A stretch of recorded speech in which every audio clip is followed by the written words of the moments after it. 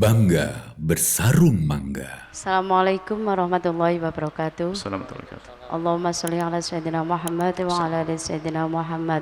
Semoga Buya beserta keluarga selalu dilimpahi keberkahan Allah oleh Allah Subhanahu wa taala. Buya izin bertanya terkait materi yang tadi dengan bil hikmah itu. Saya pernah membaca buku tentang pendidikan fitrah. Nah, di situ itu ada kata-kata yang mendidik anak itu sama dengan mendidik diri sendiri.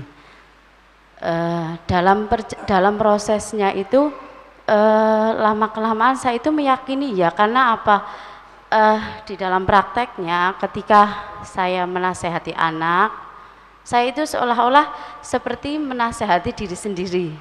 Kok iya ya yang anak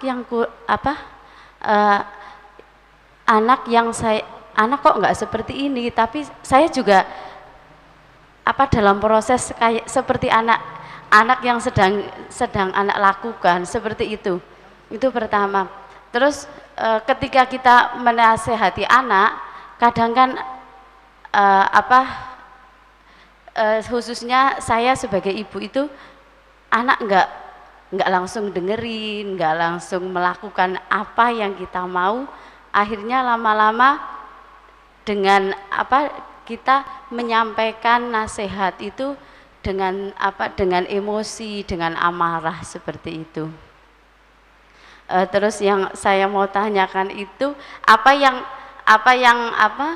kita sebagai orang tua, khususnya ibu, untuk menyampaikan dengan kondisi anak yang seperti itu, yang kembali lagi seperti itu terus menerus, kayak berulang-ulang terus, tidak ada selesainya seperti itu. Ya, terima kasih Buya. Assalamualaikum warahmatullahi wabarakatuh. Assalamualaikum. Yang pertama adalah bukan mendidik anak saja. Imam Haddad hari ini mengatakan bahwasanya kalau ingin menjadi dai yang sesungguhnya, hal keadaanmu itulah harus menjadikan orang itu patuh, nggak punya alasan untuk menolak. Makanya ibda binafsi, kalau nasihati orang kita coba untuk berubah dong. Nak, jangan main handphone, ibunya handphonean. Apa itu? Ingat, jadi memang betul nasihati diri dong. Nak, jangan begitu, ibunya melanggar. Maka sebetulnya ada yang sering kami sampaikan, anak-anakmu itu lebih mudah mendengar dengan matanya daripada dengan telinganya. Mungkin hari ini Anda baru dengar dengan mata itu gimana sih? Anda ngomong 1000 kata mungkin ketawa dia, tapi kalau Anda berikan contoh, tunduk dia. Makanya berbenah dong. Nasihat yang baik adalah sebelum orang adalah diriku. Kalaupun kita nasihati orang, libatkan kupingmu, karena kupingmu yang paling dekat dengan mulutmu. Maka seharusnya kupingmu dulu yang mendengar sebelum orang. Sehingga kita bukan action pemain drama. Jadi kita nasihati orang lillah karena Allah. Maka Imam Haddad waktu nulis kitab Risalatul Mu'awanah, dia mengatakan, alaika ya ahi, wahai saudaraku, beliau berkata, aku akan jadikan aku di barisan terdepan di antara orang yang aku nasihati. Itu nasihat untuk dirinya sendiri dong. Nasihati anak, sana belajar, jangan biar jangan goblok kayak mamanya. Memang goblok mamanya, jangan goblok kayak mamanya. Tetap saja anaknya belajar, dianya nyuarakan handphone, YouTube keras-keras. Gimana bisa konsen ibunya, anaknya? Televisi nggak mau berhenti ibunya.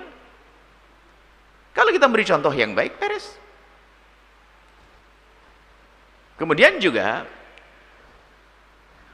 ini nasihat bagi orang tua ya, nasihat bagi anak sendiri ya. Hati-hati anak, nasihat saya, anak ada diuji oleh Allah dengan bermacam-macam permasalahan, adalah kalau dia baik hatinya dengan orang tua. Hati-hati Anda semuanya. Termasuk diuji yang paling berat disebutkan oleh para ulama adalah Anda stabil cara berpikirmu, sehingga mudah melakukan hal yang menjadikan dia rusak mental dan sebagainya. Dia menyimpan sesuatu dalam hatinya kepada orang tua, benci, dendam. Hati-hati, susah ditolong orang semacam itu. Makanya lapangkan hatimu. Ini babnya beda ya, bukan yang ditanyakan. Hati-hati dengan orang tua.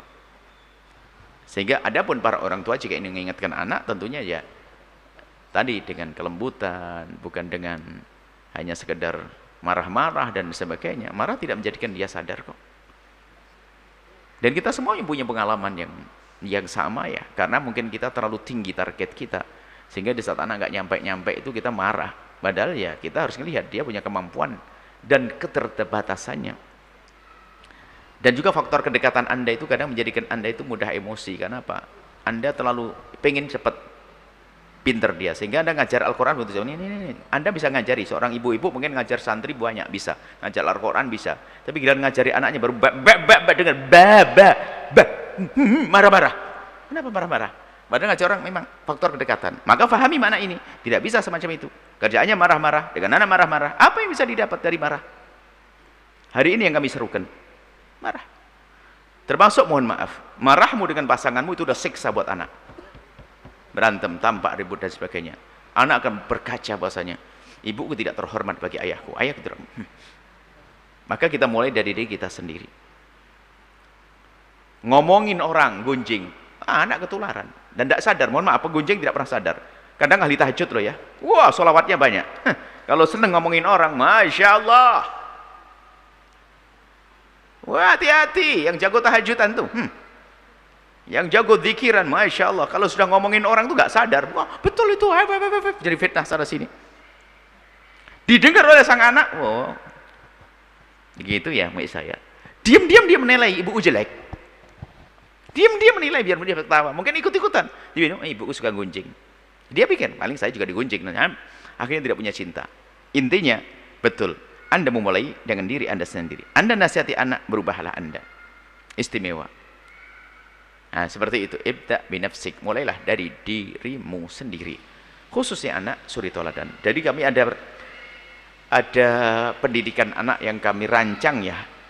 Dalam kurikulum, apa kurikulum ini? Perencanaan mendidik anak itu ada anak dididik sebelum anak terlahir. Sebelum anak terlahir itu milih pasangan itu didik. Anak akan menuntut, kenapa kau pilih aku ibu yang enggak baik? Nuntut pada ayahnya. Kepada ibunya, mama, kenapa mama milihkan saya ayah macam tuh? Kurang tahu begitu, kurang lebihnya. Jadi pertama milih pasangan yang benar. Itu pendidikan pertama buat sang anak. Yang kedua adalah di saat dalam kandungan, di saat dalam kelahiran, anak mulai umur 1 sampai 2 tahun. Karena dia dalam matanya belum bisa melihat, maka perdengarkan kalimat yang baik, Al-Quran, kelembutan, tutur kata. Nanti 2 sampai umur 7, dia sudah mulai nalarnya jalan, ajak diskusi. Kemudian matanya yang lihat, contoh 7 mulai tamyiz, ada kurang lebih seperti itu. Insya Allah ini ada bab yang beda. Intinya mulailah dari diri Anda dengan kelembutan, kebaikan, memberi contoh yang baik. Maka jangan sampai anak meremehkan nasihat Anda. Kenapa? Mama pandai ngomong, mama sendiri gitu. Ini pinternya ngomong, dongeng, cerita,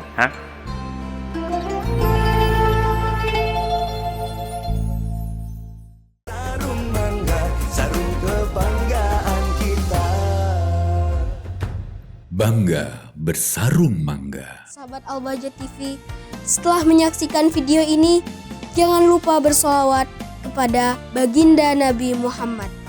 Shollu ala Nabi Muhammad. Allahumma sholli alaihi wa ala alihi wa sahbihi.